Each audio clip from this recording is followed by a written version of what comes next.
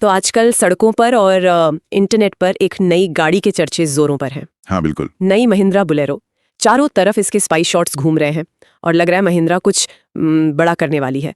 चलिए आज इसी पर थोड़ी गहराई से बात करते हैं। बिल्कुल, हमारे पास जो खबरें हैं, तस्वीरें हैं और जो अंदाजे लगाए जा रहे हैं, उनके आधार पर समझने की कोशिश करते हैं कि नई बुलेरो आखिर मतलब है क्या चीज। हाँ।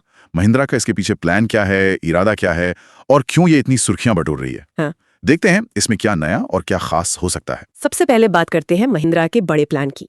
आपको याद होगा 2020 में उन्होंने अपना एक वो फ्यूचर रोड मैप दिखाया था। हाँ दिखाया था। उसी रोड मैप में 2023 से 26 के बीच नई बुलेरो लॉन्च करने का जिक्र था। हाँ। और अब लगता है वो प्लान पटरी पर है क्योंकि टेस्टिंग जोरों से चल रही है। सही बात है। और दिलचस्प बात यह है कि इसके स्पाई शॉट्स ठीक टाटा हारियर ईवी के अनवेल के आसपास ही सामने आए।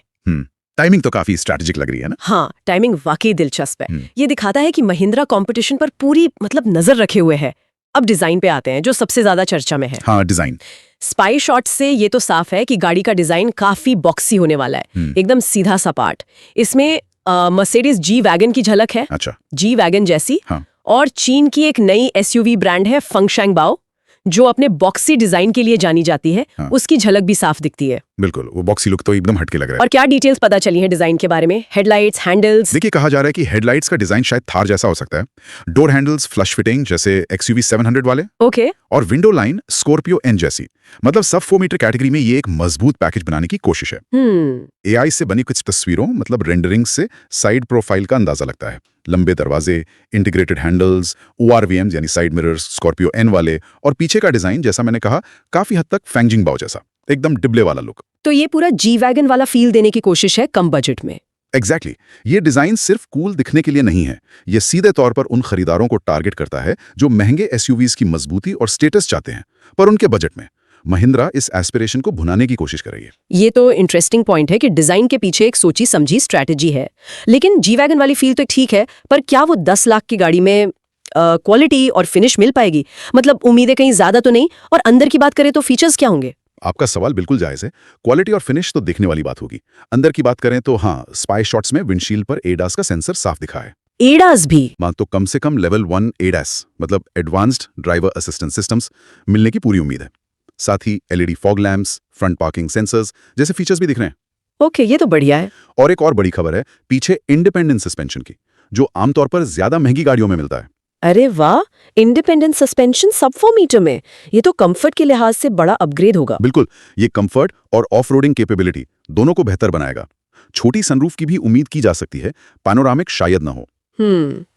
इंटीरियर कैसा होगा? स्कॉर्पियो एन जैसा लग्जरियस या बोलेरो जैसा बेसिक और रगेड? देखो, इंटीरियर स्कॉर्पियो एन जैसा हो सकता है, लेकिन शायद थोड़ा कम प्रीमियम, ज्यादा प्रैक्टिकल और यूटिलिटेरियन फोकस के साथ। अच्छा।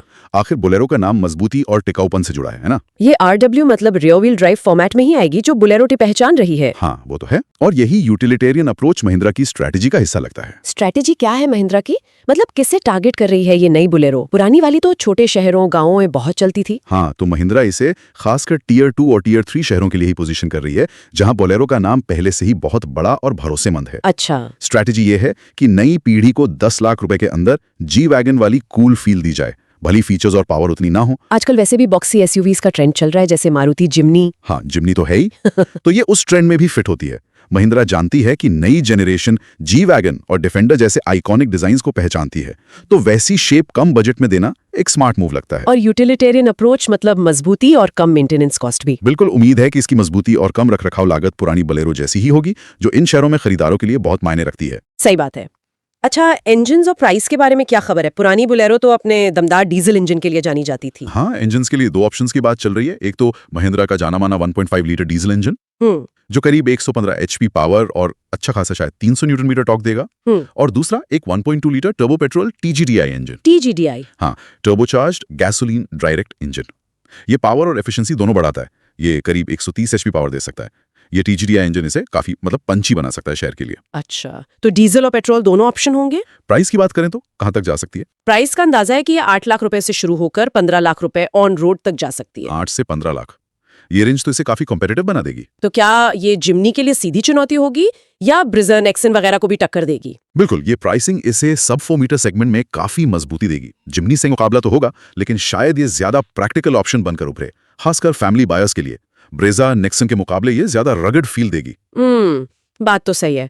और लॉन्च कब तक, कोई अंदाजा? हाँ, सबसे ताजा खबर ये है कि इसका ऑफिशियल अनवेल शायद इसी साल अगस्त 15 को हो सकता है। अगस्त 15, इंडिपेंडेंस डे पे। हाँ, महिंद्रा अक्सर स्वतंत्रता दिवस पर बड़े लॉन्चेस करती आई है, तो ये मुमकिन है।